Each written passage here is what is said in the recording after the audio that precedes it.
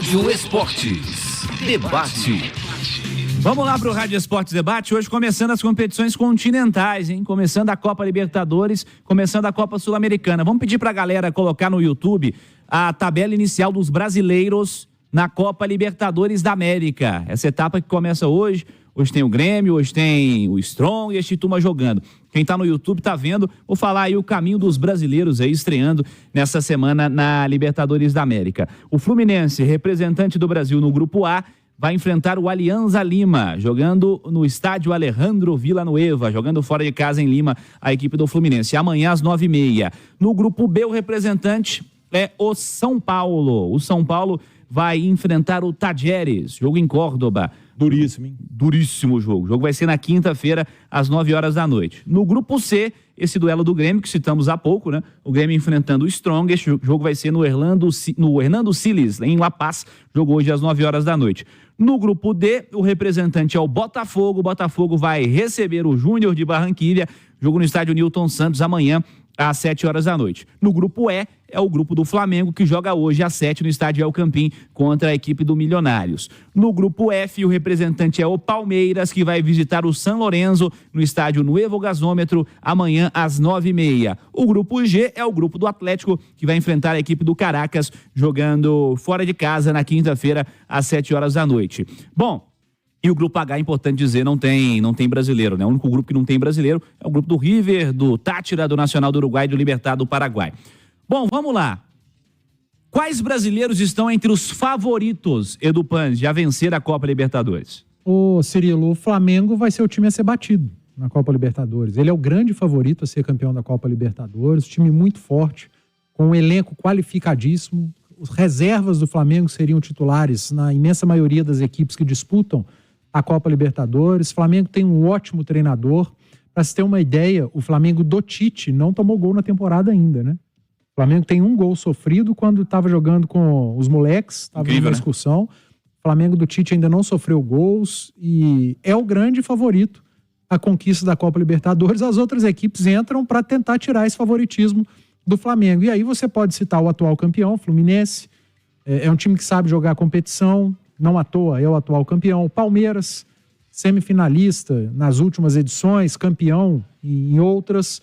O Atlético é uma equipe muito forte também, vem com um novo trabalho que eu acredito que vai melhorar o rendimento da equipe, que os atletas, o elenco do Atlético hoje se encaixam melhor no que o Milito pensa de futebol do que aquilo que o Filipão entendia. O Atlético não foi montado para o Filipão, né? Teve muita dificuldade, mas o Milito tem um entendimento melhor, mais parecido com o do Cudê, por exemplo, que esse elenco foi montado para ele e qualificado com algumas peças.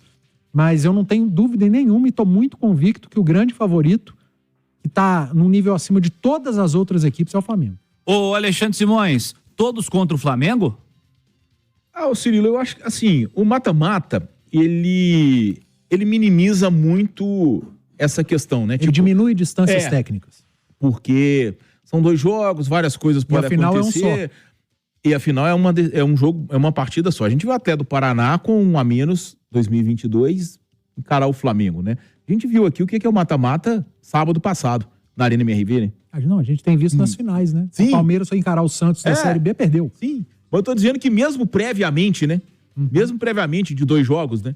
A gente viu aqui sábado o que é o mata-mata. A dificuldade que Você tem um primeiro tempo espetacular, não sei o que, chega no segundo tempo, é o Bavi. O Bahia abriu 2-0, tomou 3-2, então não tem muita... O aspecto psicológico vale muito, um cartão vermelho vale muito mais, uma falha vale muito mais. Então, isso, tá, tira um pouquinho da força do Flamengo pelo histórico da competição. Ele é mais favorito no Brasileirão do que na Libertadores. Ou da Copa do Brasil. O nível técnico o Brasileirão é ainda mais regularidade. alto. Agora, de toda forma, Cirilo, eu tenho uma tese, tá? E eu tenho uma tese de que a Conmebol, ela espelhou a Europa com a Copa Libertadores e a Sul-Americana, 8 grupos de 32 equipes na primeira fase e depois a gente vem com mata-mata e fases preliminares, tá? Dependendo do que o futebol brasileiro aprontar nessa ou nas próximas temporadas, eu pelo menos acredito que a gente vai ter um recuo na Libertadores. E eu acho que seria para a competição, a melhor coisa que poderia acontecer. Qual o sentido? No sentido de que a gente tem 8 grupos, 7 brasileiros. Além dos brasileiros, quem é favorito? O River. O River brigando contra 7. E tem sido o River favorito, assim, mas não tá levando nada. Levou a última em 2018. 18. 19 perdeu pro Flamengo e depois não chegou mais. Isso. Então, porque para a competição ser atrativa, ela tem 10 países. Se ela ficar limitada a 1, ela vai perder a graça. O resto desanima, né? Ela vai perder a graça. Ela vai perder a graça. Tá? Aí os outros países vão parar de consumir a Libertadores.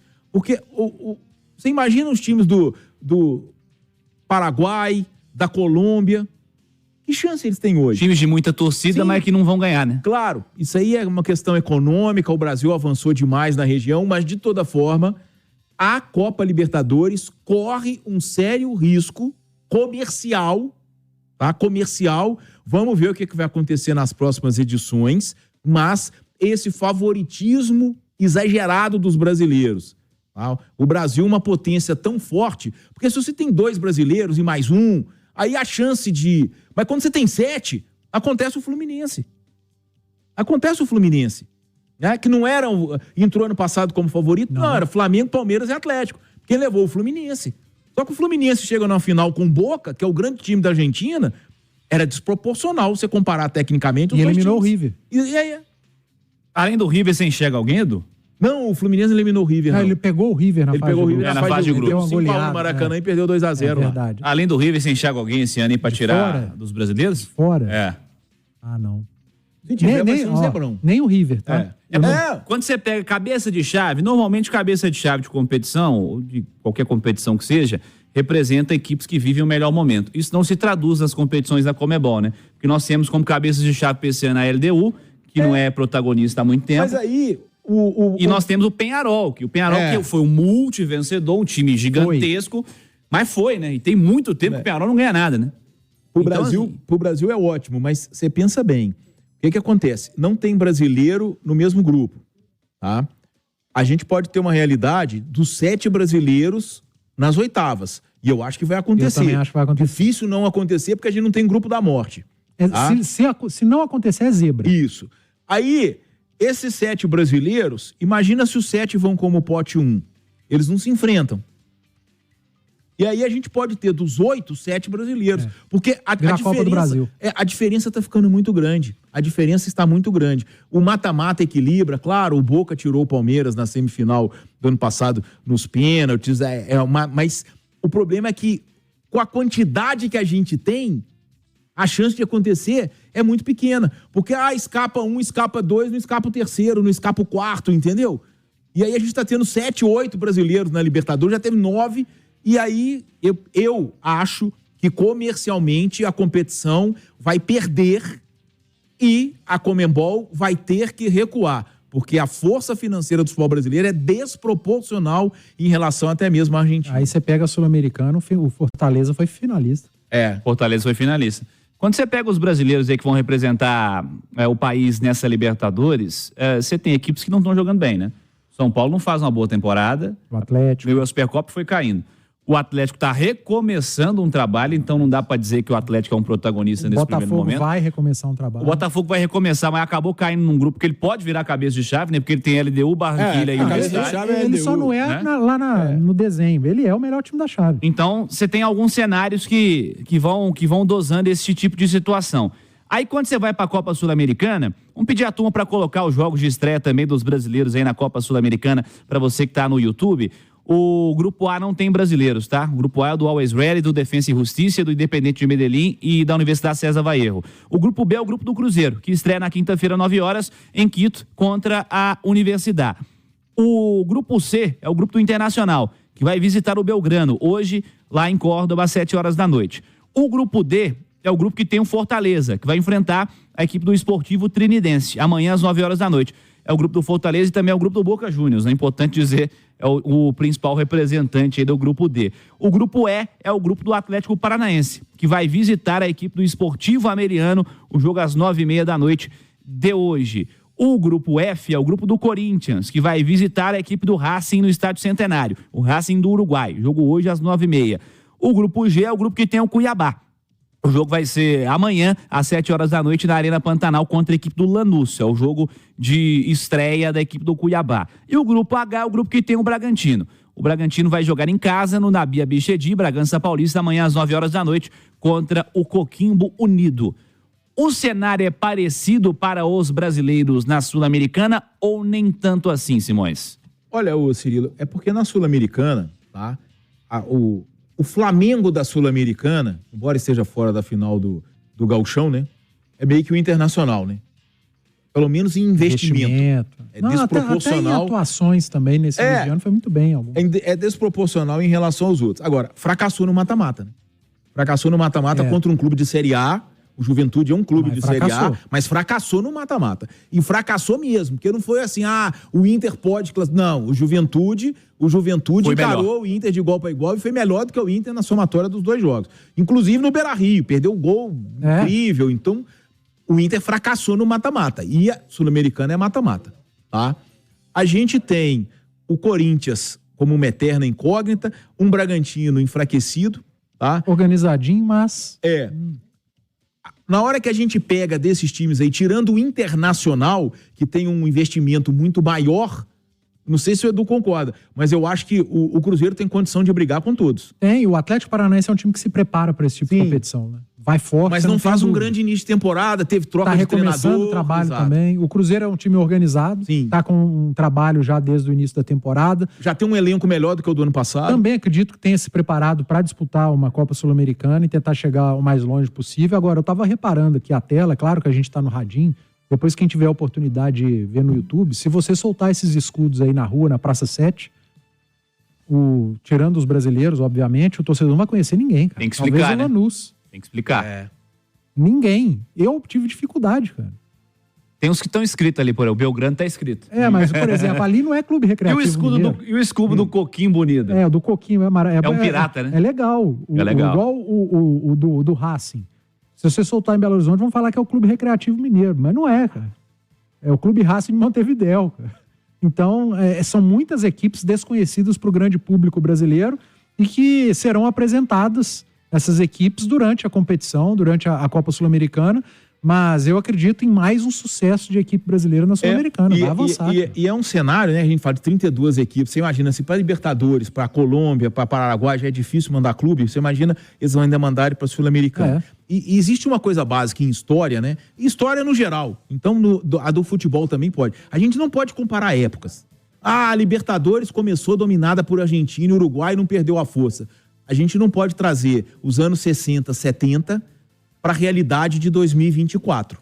Nem venda de direito de televisionamento tinha.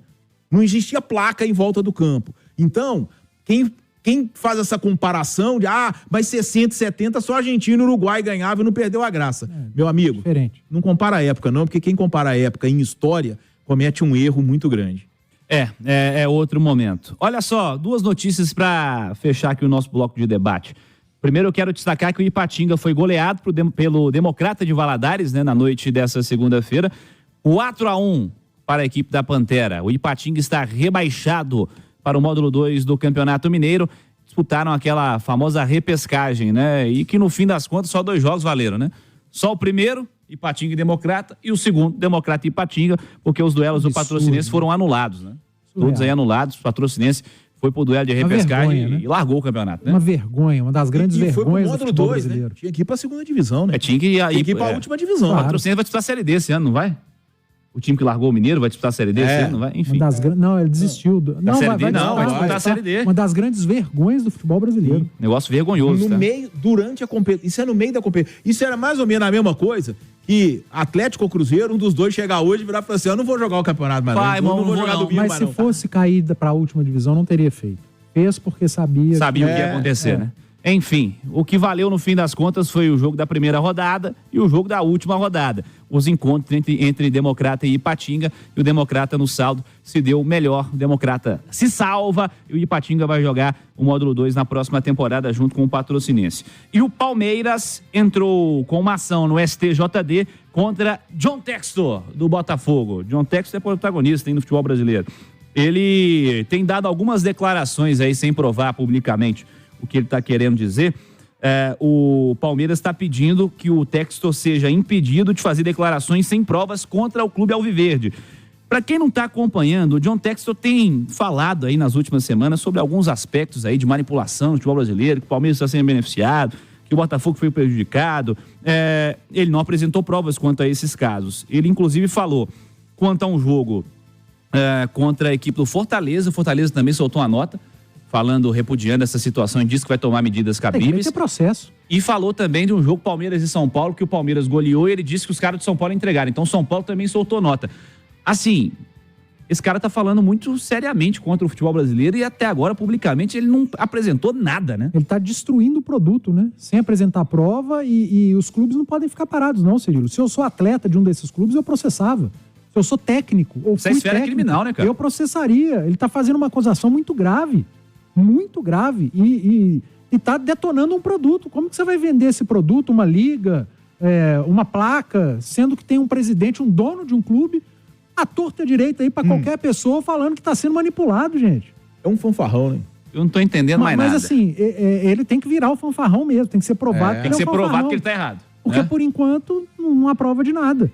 Incrível. Vamos ver o que vai dar pro John Textor. E o Botafogo vai, por conta do seu dono, vai se tornando um time mais antipatizado, né? A verdade é essa também.